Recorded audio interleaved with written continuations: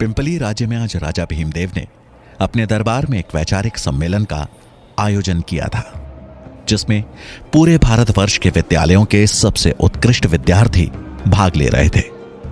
भाग ले रहे सभी छात्रों के लिए दान दक्षिणा थी और जीतने वाले उम्मीदवार के लिए थी राजा के मंत्रिमंडल में मंत्री पद की कुर्सी। इस सम्मेलन में तक्षशिला का प्रतिनिधित्व कर रहे थे वहां के सबसे होनहार छात्र चाणक्य। दरबार में राजा के महामंत्री कृष्ण स्वामी सभी प्रतिभागियों से एक एक कर देश के समाज के हित के बारे में प्रश्न पूछ रहे थे, लेकिन अब तक एक भी प्रतिभागी ऐसा नहीं मिला था जो उनके प्रश्नों का संतुष्टिजनक उत्तर दे सके। और अब बारी आई चाणक्य की। उन्होंने राजा और पूरे मंत्रिमंडल को नमन कर अपना परिचय दिया। उसके बाद वो अपनी शिखा की गांठ को कसते हुए आ खड़े हुए राजा के सामने प्रश्नों के उत्तर देने। उनके चेहरे पर एक शालीनता का भाव था। महामंत्री ने चाणक्य से अपना पहला प्रश्न पूछा, सबसे बड़ा शत्रु कौन? चाणक्य मुस्कुराए और बोले, अहंकार।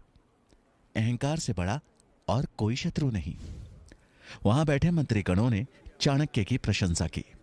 कृष्ण स्वामी ने अगला प्रश्न पूछा, सबसे बड़ा धन क्या है? चाणक्य बोले, विद्या। विद्या ही सबसे बड़ा और अनमोल धन है। उत्तर सुन प्रतिभागियों ने तालियां बजानी शुरू कर दी, लेकिन राजा भीमदेव ने उस उत्तर में कोई रुचि नहीं दिखाई। उनके लिए एक राजा के राजकोष का धन ही सबसे बड़ा धन था। प्रश्नों की श्रृंखला को आगे बढ़ाते हुए महामंत्री ने तीसरा प्रश्न पूछा, सबसे बड़ा वीर कौन?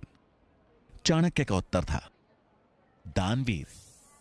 चाणक्य का यह उत्तर राजा भीमदेव को चुभ गया। उन्हें लगा मानो चाणक्य उनकी संपन्नता, उनकी वीरता का उपहास कर रहा हो।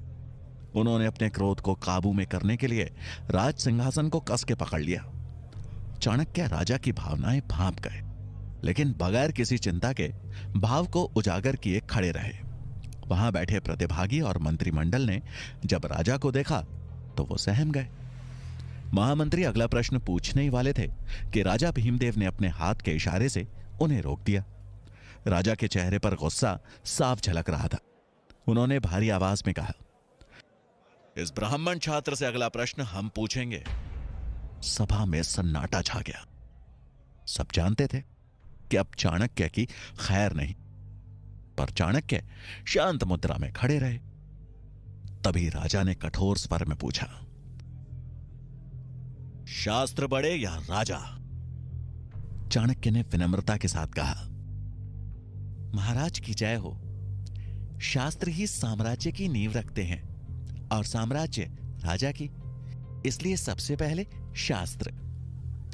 यह सुन राजा भीमदेव से रहा नहीं गया और वो अपनी राजगद्दी से उठ भरे दरबार में चिल्लाते हुए बोले, शास्त्र नहीं, एक राजा सबसे बड़ा होता है, मूर्ख। क्या सिखा रहा है तुम्हें तक्षशिला? इतना भी नहीं पता कि अगर राजा नहीं होता तो प्रजा नहीं होती, और बिना प्रजा के तुम्हारे इन शास्त्रों का कोई मोल नहीं है। राजा जितने क्रोध में थे, चाणक्य ने उतने ही शांत स्वर में कहा, क्षमा कीजिएगा महाराज, लेकिन आप सिर्फ जनता के हैं। जनता है इसलिए आप हैं। यह सुन भीमदेव की आंखें गुस्से में लाल हो गई। उन्होंने तलवार के मूठ पर हाथ रखते हुए कहा, अब तो जैसा साधारण छात्र मुझे बताएगा कि मेरा अस्तित्व सिर्फ प्रजा की वजह से है? अपनी सीमाएं मत भूल। तो खुद एक भिखारी है जो यहां दान लेने आया है। चाणक्य को यह बात चुभ गई। राजा ने सिर्फ उनका ही नहीं बल्कि तक्षशिला का भी अपमान किया था। उन्होंने राजा की ओर देख हाथ जोड़े और उनकी आंखों में आंखें डाल कहा, महाराज, शिक्षा को पूजने वाला छात्र साधारण नहीं होता। वो एक दिन शिक्षक बन निर्माण करता है इस समाज का। वो अगर किसी को बना सकता है तो मिटा भी सकता है। और रही बात दान की, तो मैं तक्षशिला से यहां दान लेने नहीं आया था महाराज। मुझे लगा यहां ज्ञान की पूजा होती है, पर मैं गलत था। जहां शास्त्रों का मान नहीं किया जाता, वहां मैं एक क्षण नहीं रुकना चाहता। ऐसा कहते हुए उन्होंने राजा को प्रणाम किया और दरबार से बाहर जाने लगे।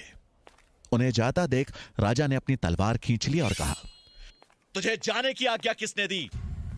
चाणक्य के कदम वहीं रुक गए और उन्होंने पलटकर अपना शीश झुकाते हुए कहा, क्षमा महाराज, अगर मैंने आपके सम्मान को ठेस पहुंचाई हो। ये एक सम्मेलन है और मैंने बस अपने विचार व्यक्त किए। पूरे दरबार में फिर सन्नाटा छा गया। सबके चेहरे पर हवाइयां उड़ रही थी। राजा भीमदेव का क्रोध 7वें आसमान पर था। वो तलवार उठा जैसे ही चाणक्य की ओर बढ़े तो महामंत्री कृष्ण स्वामी हाथ जोड़ उन्हें रोकते हुए बोले, महाराज क्षमा कर दीजिए इस नादान बालक को। इसे यह पता नहीं है कि यह कहां खड़ा है और क्या कह रहा है। आप दयावान हैं, ब्राह्मणों का आदर करना जानते हैं। आप क्यों एक ब्रह्म हत्या का पाप अपने सर पर ले रहे हैं? इसे क्षमा दान दीजिए महाराज। चाणक्य ने भी राजा और वहां उपस्थित सभी लोगों को नमन किया और राज दरबार छोड़ जाने लगे। उन्होंने जैसे ही मुख्य द्वार की ओर अपने कदम बढ़ाए, महामंत्री ने पीछे से व्यंग करते हुए कहा, एक बात और गांठ बांध लो। अगर यही आचरण रहा तो जिस शिखा का दंभ भर रहे हो, एक दिन ना तो वो रहेगी और ना ही उस शिखा को धारण करने वाला शीश। चाणक्य ने इस अपमान का घूंट स्वाभिमान के साथ पिया और लौट आए तक्षशिला। इस बात को कुछ साल बीत गए। भीमदेव के दरबार से निकाला गया तक्षशिला का यह छात्र आज उसी शिक्षा के मंदिर में आचार्य चाणक्य के नाम से प्रसिद्ध था। आज चाणक्य अपने शिष्यों को राजनीति के बारे में पढ़ा रहे थे कि तभी एक विद्यार्थी ने साहस जुटाते हुए उनसे पूछा, आचार्य, आपको उस दिन राजा भीमदेव से डर नहीं लगा?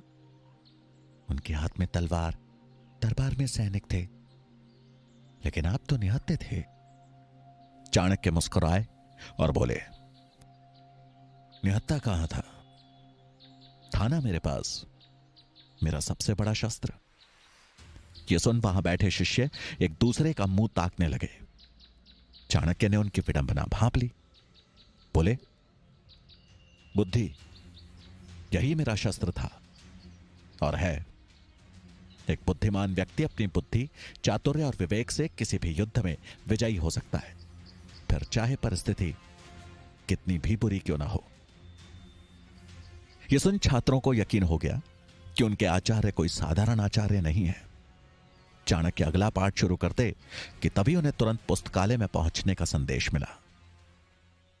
पुस्तकालय पहुंच चाणक्य को वहां आए एक संदेशवाहक से पता चला कि गांधार के राजा आंबी ने बिना लड़े ही मैसेडोनिया के सम्राट सिकंदर के सामने आत्मसमर्पण कर दिया है और अब सिकंदर की नजर संपूर्ण भारत पर है।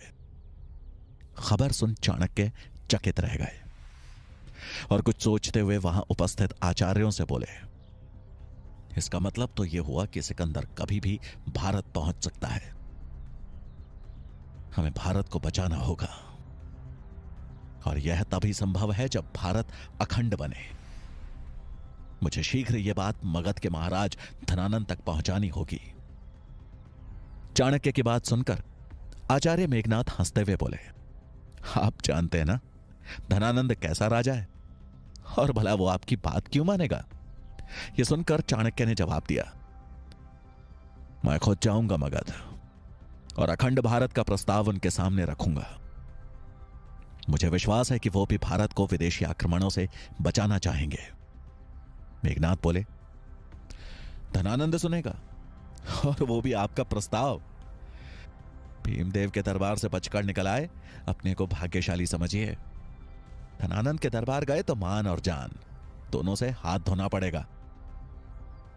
मेरा सुझाव मानिए और केवल अपना काम कीजिए, बच्चों को शिक्षा देने का काम। भलाई इसी में है। यह सुन के चाणक्य हैरानी से बोले, आचार्य, मैं एक ब्राह्मण हूं और ब्राह्मण का कर्तव्य होता है लोगों को सही दिशा दिखाना। अगर राजा धनानंद अपनी दिशा से भटकेंगे तो यह मेरा कर्तव्य है कि मैं उन्हें सही रास्ता सुझाऊं, नहीं तो सर्वनाश के सिवा कुछ नहीं होगा यहां। आप अपना कर्तव्य भूल गए हों, पर मैं ऐसा नहीं कर सकता। मुझे आज ही मगध के लिए निकलना होगा।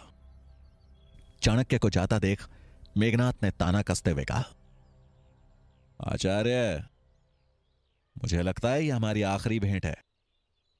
आप मगध से वापस आएंगे भी या नहीं, इसमें संदेह है। क्यों ना आखिरी बार हम भोजन साथ में करें? चाणक्य उनका प्रस्ताव ठुकरा कर आगे बढ़ गए। उनके चाहते ही मेघनाथ मनी मन बोले, इस बार तो ये नहीं लौटने वाला।